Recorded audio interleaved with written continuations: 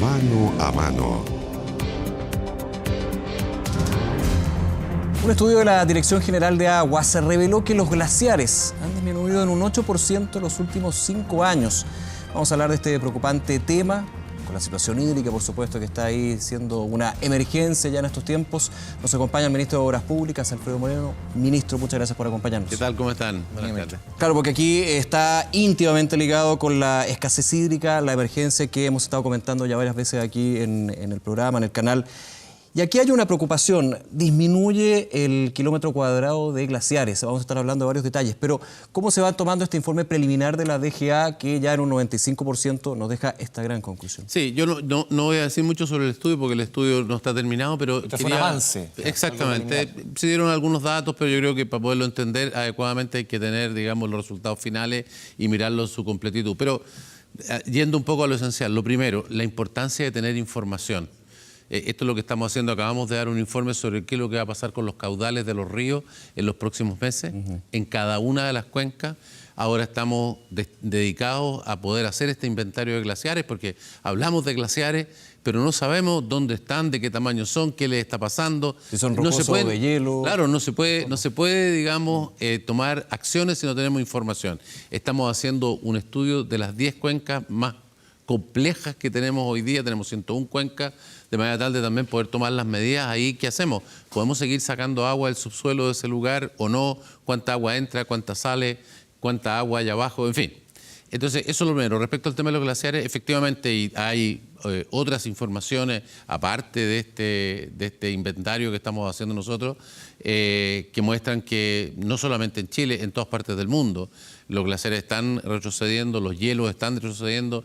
En el Ártico, ustedes bien saben, digamos, amplísimas zonas que estaban cubiertas por hielo, hoy día no tienen nada de eso, y por lo tanto, en el caso chileno, que tiene una gran cantidad de glaciares, Chile tiene la inmensa mayoría de los glaciares del hemisferio sur, y por lo tanto, naturalmente, esos glaciares también están siendo afectados por el cambio climático. Justamente en este tema, ministro, desde organizaciones medioambientales han criticado el proyecto de esta normativa que se está tramitando en el Congreso, que justamente regula el tema de los glaciares. Dicen que incluso le abre la puerta a que la minería prácticamente utilice buena parte del agua que hay en los glaciares.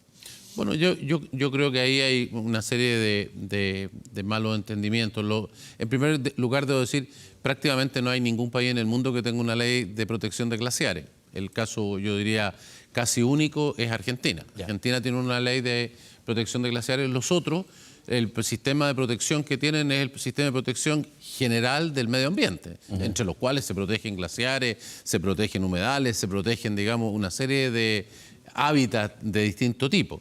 Y por lo tanto, hoy día Chile tiene una norma que protege los glaciares y tiene además la inmensa mayoría de sus glaciares se encuentran dentro de parques nacionales, por lo tanto son intocados. Claro. Aproximadamente más del 80% de los glaciares que Chile tiene. ¿El proyecto que se tramita en el Congreso le abre la puerta a las mineras? El proyecto que hoy día se trata en el Congreso no. Nosotros creemos incluso que en algunos aspectos llega demasiado lejos, porque ¿qué es lo que uno debe proteger? Lo que debe proteger son los glaciares. ¿Usted se llega demasiado lejos? Demasiado lejos. ¿Llega a ser crítico? ¿En cuál es la zona a la cual, ¿no es cierto? ¿Cuál es la zona de influencia? ¿Sobreprotege? ¿No? Claro, el punto es cuál es la zona de influencia. ¿Qué es lo que importa si afecta o no afecta a los glaciares? Si acaso los glaciares, si hace mucho calor, se van a ir bajando. Si hay un cambio climático, naturalmente vamos a tener menos glaciares. No hay manera de evitar eso. El punto es si la actividad humana en forma artificial está afectando esos glaciares o no. Y eso, por supuesto, tiene que evitar que haya una acción sobre los glaciares.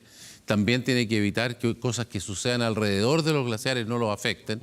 Pero tampoco podemos hacer una zona tan amplia y evitar todo tipo de actividad, de manera tal de que no podría haber actividad humana en la cercanía. Tiene que convivir Santiago con los glaciares que tenemos en la cordillera al lado de Santiago, naturalmente. Entonces, ¿qué es lo que debe proteger? ¿Qué tipos de glaciares? ¿De qué tamaño? ¿Qué tipos de actividades? ¿A qué distancia? ¿Con qué impacto? Eso es lo que discute la ley. Me parece que es una discusión técnica que es importante, pero que tiene que balancear estos dos aspectos. El gobierno presenta la indicación sustitutiva a este proyecto presentado por el senador Guido Girardi. Exacto. Que ha criticado el senador Girardi, habla de que de hecho el gobierno es negacionista con respecto al cambio climático porque se contradice abriéndole la puerta. Dijo peor. A ver. Dijo que el presidente no era negacionista y 2 ministros y que todos los demás eran negacionistas. Y yo ¿Cómo creo que toma está eso? lejos de... Porque justamente lo que aplica ahí, de hecho desde el gobierno se ha hablado de específicamente el Ministerio de Minería, se habla de un proyecto ambiguo, también con los elementos que usted ha señalado, pero el senador Girardi dice, aquí se está abriendo la puerta para que las mineras puedan aprovechar y finalmente tener este desarrollo económico, pero en contra de la protección de este recurso hídrico. Como le digo, miren, en este tipo de cosas estamos hablando de cosas serias e importantes. Lo importante es tener una discusión técnica que tiene que ver con los aspectos que acabo de mencionar. Es fácil decir cosas, pero lo importante es si cada una de las medidas, cómo atiende estos dos elementos. Es decir, cómo atiende la protección de una cosa que es valiosa, sin duda, y que hay que proteger, y por otro lado, cómo atiende las actividades humanas que son necesarias de realizar de manera tal de que no sean interrumpidas sin una causa realmente valedera y que no compense una cosa con otra. Ministro, dentro de este estudio que se va a presentar después con los resultados ya finales de la Dirección General de Agua respecto a los glaciares, ¿se va a considerar cuánto de esta disminución, por ejemplo, de este 8%, tiene que ver con la acción directa del hombre? Bueno, lo primero que debo decir, vuelvo al punto inicial, importante hacer esto, ¿no? Importante hacer este trabajo. No nos acostumbremos a hablar de cosas sin saber de qué estamos hablando, ¿no? Entonces, por ejemplo, la pregunta que usted me hace, bueno, los glaciares que se están disminuyendo, ¿dónde están?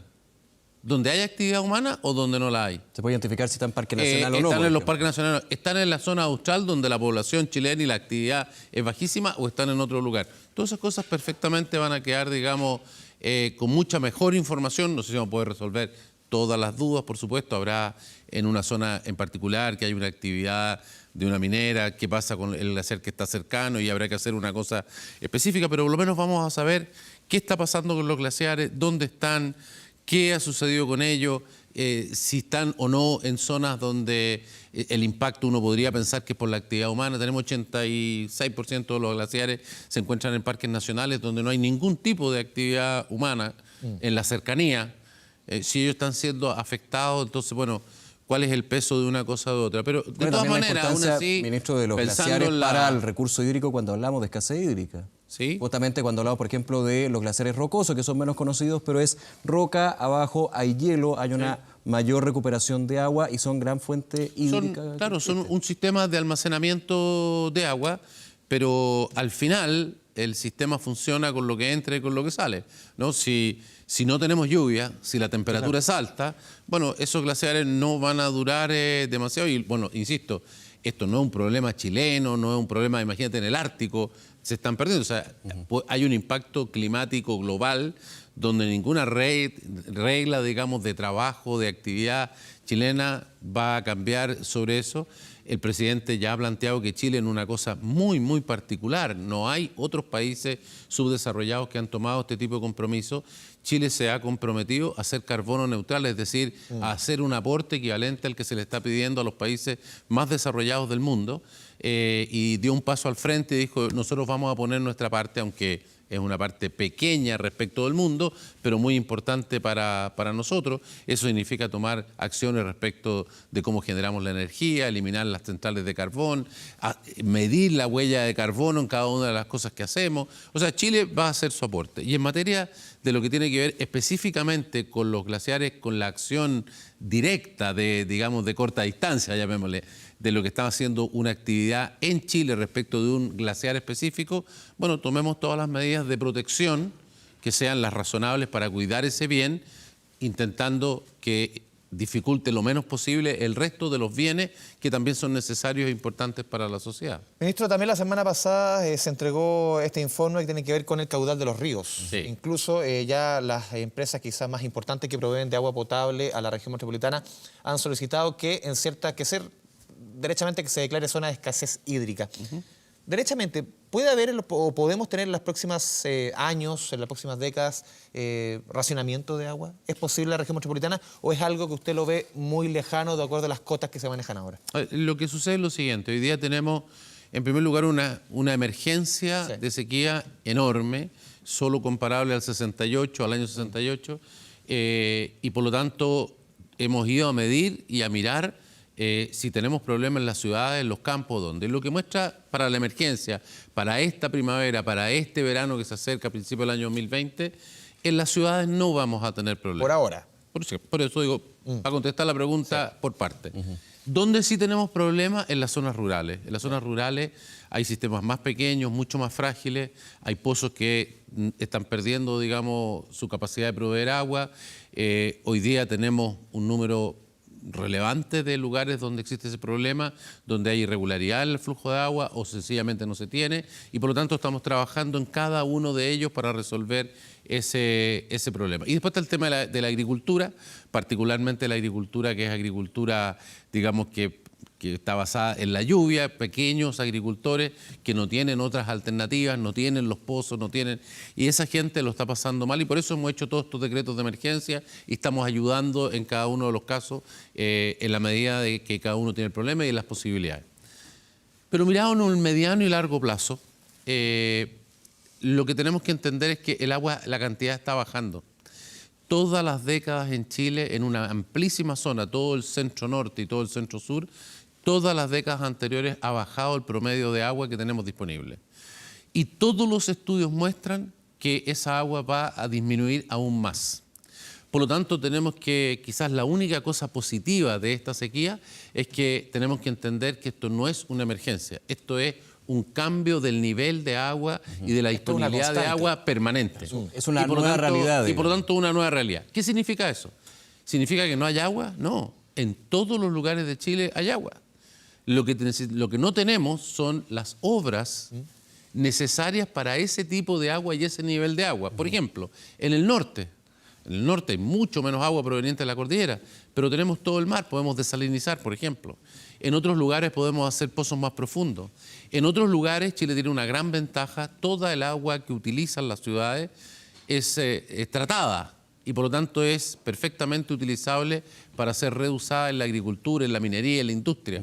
Y hoy día una parte de esa agua no despreciable va al mar. Se pierde. Y se pierde, entonces se está empezando a reutilizar. Hoy día hay partes importantes de las ciudades del norte que ya operan en base a reutilizar agua para estas actividades más industriales, con lo cual queda más disponible para las ciudades de las otras fuentes y también desalinizando. Antofagasta, por ejemplo, el ejemplo más extremo, la mayor parte de su agua es desalinizada. Prácticamente es mucho más cara toda la minería del agua con por ejemplo, para una ciudad, para un consumo de una casa, es mucho más caro cuando es desalinizada el agua. Por supuesto. Considerando punto que en el norte está la desalinización, pero las empresas mineras de hecho corren con parte de ese costo y lo van entregando el agua ya potable a las No, estas son plantas dedicadas a la ciudad. Las mineras tienen plantas para las mineras, la ciudad tiene su propia planta. Pero es mucho más caro, sí. Desalinizar hoy día está bastante por encima del costo de otras fuentes, pero uno tiene que pensar que tiene que hacer la comparación en la región correspondiente. No puede comparar el sur con el norte. En el norte, la posibilidad de abastecerse con agua que viene de la cordillera hoy día es muy difícil y también tiene costos importantes. Entonces, esas posibilidades hoy día hacen que el método mejor es ese. Pero lo segundo, si bien es cierto que es más caro, en la mayor parte del costo de tener agua potable para las ciudades es la red de distribución. Y la red de distribución es independiente de la fuente. O sea, la mayor parte es tender las cañerías, llegar a cada casa, tener los ductos por los cuales evacúan las aguas servidas. Todo ese sistema, esa red subterránea que está en la ciudad es la mayor parte de la tarifa, el financiamiento de esa inversión. Por lo tanto, si yo cambio la fuente y voy a una fuente más cara porque la más barata se me agotó, la tarifa sube mucho menos que proporcional. No sé si me explico. Sí, perfecto. Bueno, entonces, por supuesto que largo plazo, porque no inmediato, las tarifas se fijan por 5 años en cada una de las compañías, de tal manera que el impacto hoy día no va a estar, pero sí, si el agua se va poniendo más escasa, largo plazo, las tarifas van a ser más altas, pero mucho menos que lo que suba el costo de la fuente de agua, ¿no? Ministro Alfredo Moreno, muchas gracias por esta conversación con Canal 24 Horas. No, a ustedes.